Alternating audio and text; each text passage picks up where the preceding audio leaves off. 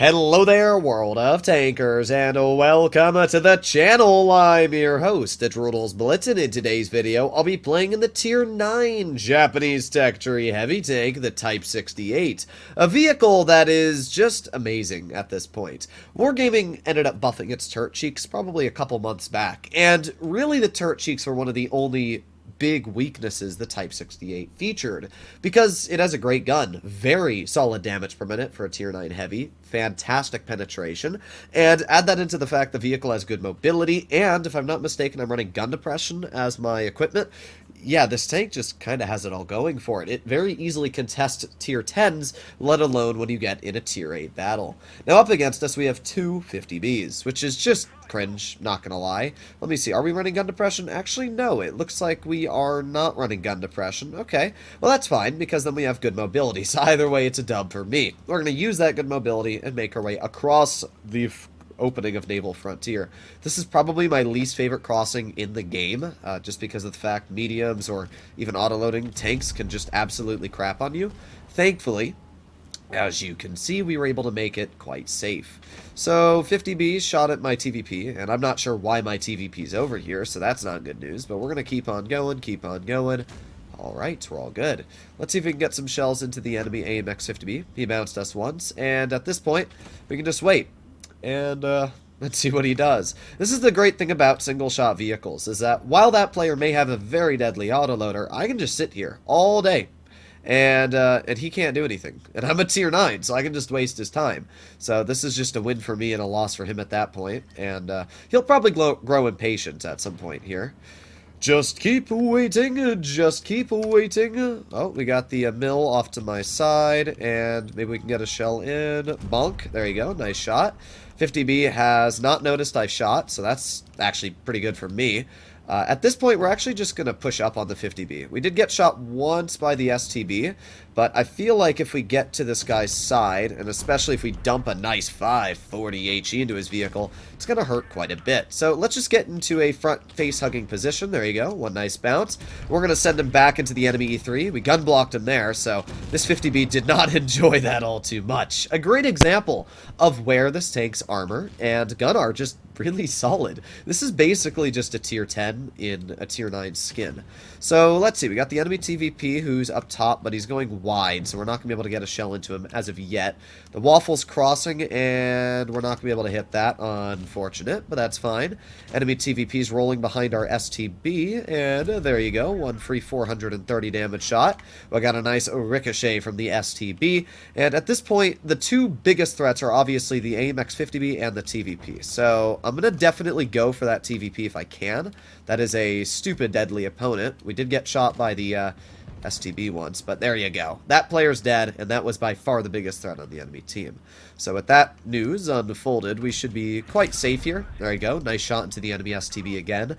This tank actually has really good side-scraping armor, like probably some of the best in tier 9, which makes it super, super solid for when you want to poke people. So there you go. Another nice shot into the STB. You can also see the gun on this vehicle is quite confident on its accuracy. So the 50B shot once, and now he shot twice, which means at this point it's impossible for this AMX 50B to kill us. We're going to get a nice 575 roll into his tank, and our E3 shoots him as well. Okay, well that's fine with me. He should be out of shells at this point, and we're going to get another nice bonk in for 424.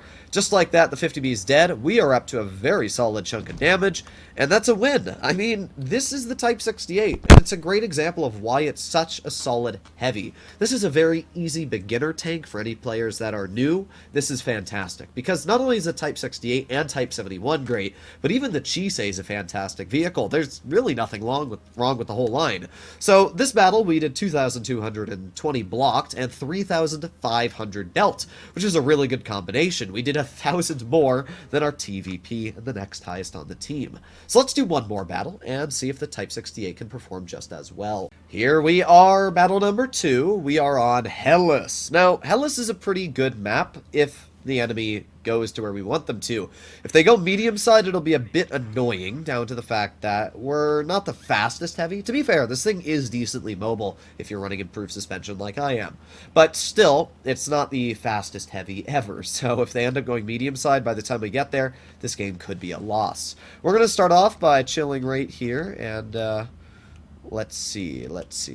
Anybody at A? No? Okay, well, that's a bit unfortunate. That means they might be going to the other side. I'm going to make an aggressive maneuver here. Could be a bit sus, but I need to do this quickly because if the enemy team gets spotted at C and I'm not over here fast enough, it could be a pretty quick defeat. Now, I have been spotted, but RE6 hasn't really detected anything.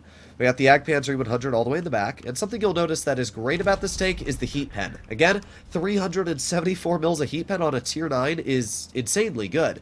It means that basically in whatever engagement you get yourself stuck in, even if it's against tier 10s, you can very easily penetrate them, making this an incredibly good tier 9 to deal with tier 10s in.